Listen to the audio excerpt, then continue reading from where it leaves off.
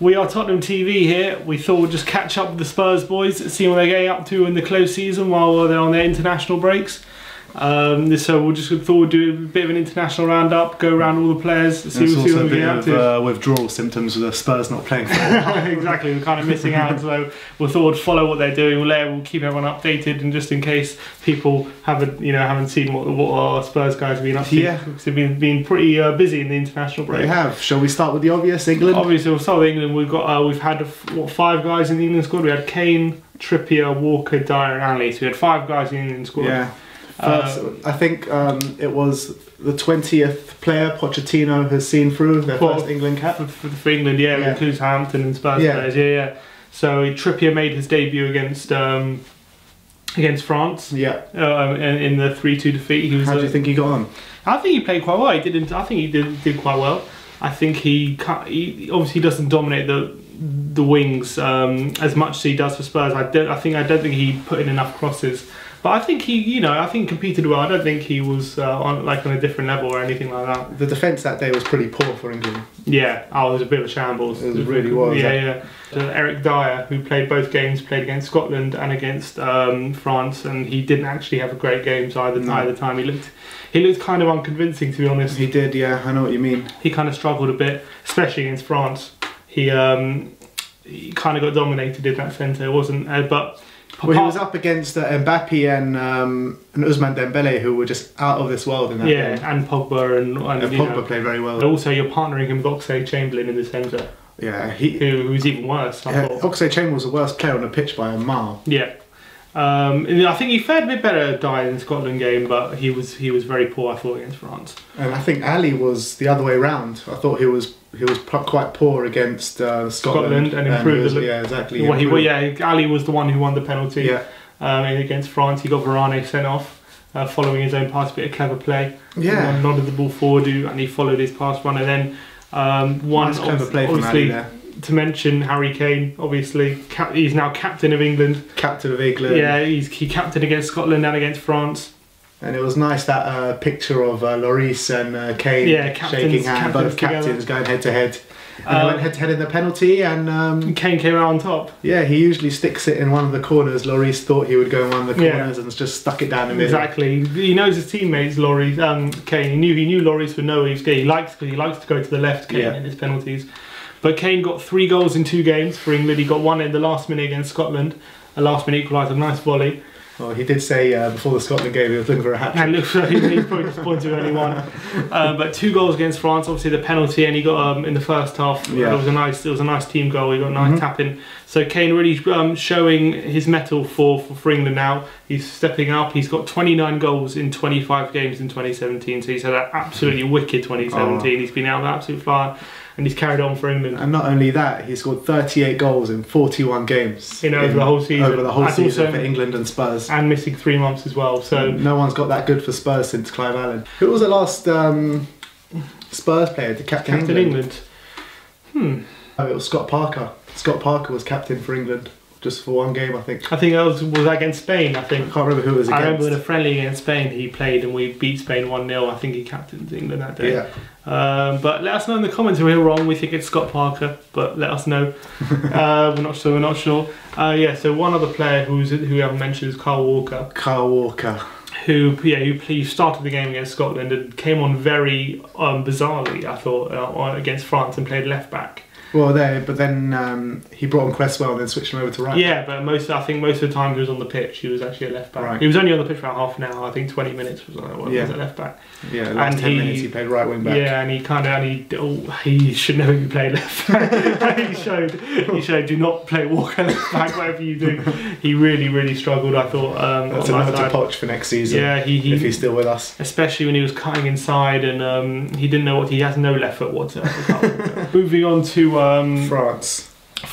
I think. Well, let's go with Captain Hugo first. Captain Hugo. He played all 3 games. He kept the clean sheet against Paraguay when they won 5-0. Paraguay kept the clean sheet. The next game against Sweden was actually quite an important qualifier. Yeah, and it was 1-1 until the last minute, and he comes rushing out for the ball, as he does, Hugo style. He makes connection, and it goes straight to a Sweden player who hits it basically from 40 yards out. No, he hit it from the halfway line. The first time. To be fair, it was Ola Toivonen, who's a very good player from Sweden. He's well known, and he did hit it. He hits it first time from the halfway line. So it's you've got to give it credit to him. But you know, Hugo, we know Hugo. He loves to cut out the ball. He loves to use his feet, and this time it cost him, unfortunately. Yeah.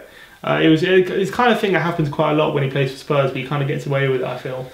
Yeah, but you know, with a sweeper keeper like that, it's always going to happen. Yeah, that's the chance you take. I think 9 times out of 10, exactly, he gets away with it. He clears the ball. This time it falls to a Sweden player in the halfway line. He knocks it in first. Well, I'm very happy it happened for France, not for us. Exactly.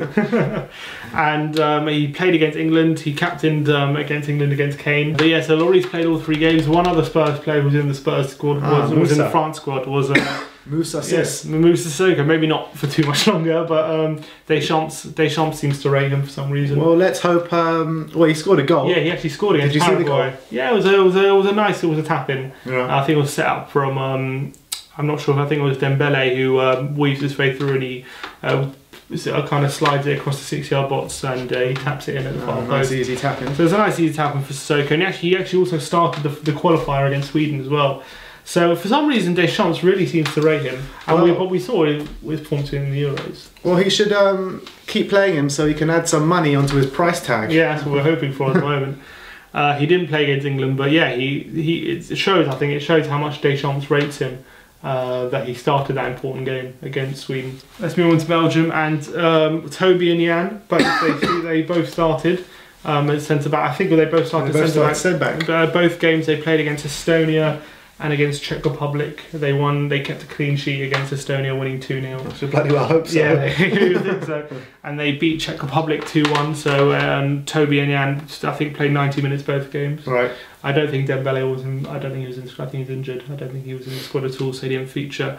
But not much more to say about them. South Korea, because it was a bit of an upsetting story for Son. They lost to Qatar first of all, which was a big upset. South Korea. And after half an hour he went off. It was a suspected broken arm, but it was actually just a fracture in the end. Yeah. So yeah, it looks like they're saying Son could be out for at least a month. He could even miss the start of the season with a fractured arm. So hopefully speedy recovery for Son. Hopefully he recovers from his fractured arm. Get well soon, Sonny. Wanyama played 1 game for Kenya. Who did they play? They played Sierra Leone, and I think he captained the team, and they lost 1-0. I bloody well hope he captained the team. Exactly, who else are going to get to captain now? Big Vic. Got captains all over the pitch. We did, apparently. Next up is Denmark. Denmark, yes. And Eriksen scored a couple, didn't he? So yeah, they played Germany.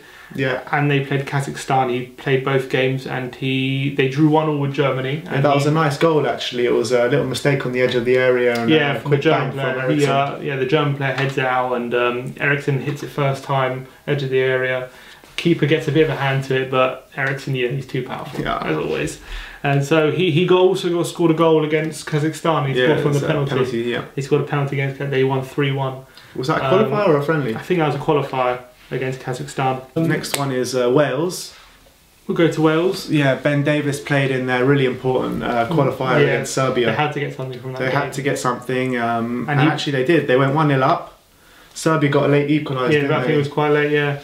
Ben Davies actually played quite well that game. He played in his usual Wales position of left centre-back instead of left wing-back. That's why he likes to play for Wales. And yeah, he, by all accounts, apparently had quite a solid game. Yeah, he was supposed to be their best. I didn't actually watch the game, but reading the reports, he was their best defender. Yeah, apparently he was very solid, very comfortable on the ball. It's what we always see about Davies. To Holland. Vincent Janssen. Vincent Janssen, who has carried on his sparkling form for Spurs. He just can't stop scoring, can he? No, he can't stop scoring. He actually got 3 goals in 3 games for Holland. Wow. Yeah, in three consecutive games. They played Ivory Coast, they played Luxembourg, and they played Morocco. And he got a goal in each game. So he's beating the best. Exactly. Only the best for Vincent. Actually, the goal against, I think, Morocco was actually quite a nice goal. Was it? There's a floated cross in from the far side. He takes it on his chest, one touch on his chest, and volleys it just past the keeper. Wow. So that was a nice goal. And also against Luxembourg, it was Vincent Special, bit of a penalty. I thought you were going to tell me it was a worldie. No, he chased the keeper down, and it was a loose back pass by the Luxembourg player. He made the penalty. And he chased the keeper down, he nicked it just before the keeper got it, and he won the penalty, and then he scored it. Ah, class. Yeah. He actually did that early in the game as well, but he missed. He chased the keeper down, he won the ball, and then he tried to take it past the keeper, but the keeper grabbed it. So he kind of... But, you know, 3-3, he also got a goal against Ivory Coast, so... He's in good form, for Holland at least. Anyway, let's move on to the last one. It's the under-20 tournament. Yeah, the under-20. What a great tournament for the boys. So we had two players in the England squad for the under-20 World Cup. It was Kyle Walker-Peters. So let's start. Yeah, let's start with Kyle Walker-Peters. Like, I didn't watch all the games. I watched a couple of the games. Yeah. And he was just immense. He can play right back. He can play left back. It doesn't matter where he plays, but. The guy's real potential. He bombards forward, he can beat a man, he looks really confident on the ball, he can pick a pass as well. Apparently he's two-footed. Yeah, he's two-footed, he can play either side. He looks like an awesome player. Do you think he's going to have a bigger role next season? Do you reckon he'll be more involved? I definitely think he'll be in and around. I was so excited about him and watching him play, and then I watched the final and Josh Onoma, like, bloody hell. I've never seen anything like it, because so many Spurs fans were slating him last season. Yeah. Everyone else, the guy next to us at Spurs is like, do you know where he plays? I don't know where he plays.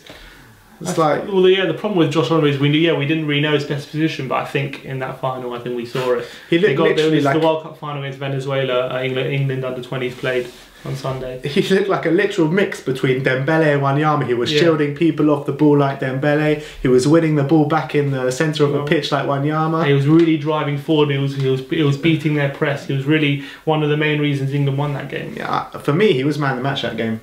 Yeah, he was fantastic, and he had that shot from about 35 yards, which hit the underside of the bar. He was controlling things. I thought he was absolutely fantastic. I think he's definitely going to be in the squad. I think in the quarter-final he got sent off for an absolutely ridiculous. That was ridiculous. Red card. I think he had the ball and he dribbled past the player, and I think while he was dribbling, he stamped on him. He kind of stamped on one of the players while he was dribbling, because the player attempted to tackle him, and the referee gave him a second yellow and sent off while he had the ball. It was an absolutely ludicrous decision, I thought, but I think Onoma did well to recover from that and not let it get to him, and man of the match in the final. Came back in the final and bossed it out. And they ended up winning the World Cup. So we have 2 World Cup winners in our squad now. England are the under-20 champions. Thanks to Onoma and Walker-Peters. Well, that's the international roundup for you. We've got a lot of content coming. We're going to bring you transfer news, and we've got a lot of different exciting stuff happening, so make sure you subscribe and keep watching our content. If we've missed anything, please let us know in the comments below. Stay tuned and Come on, Spurs!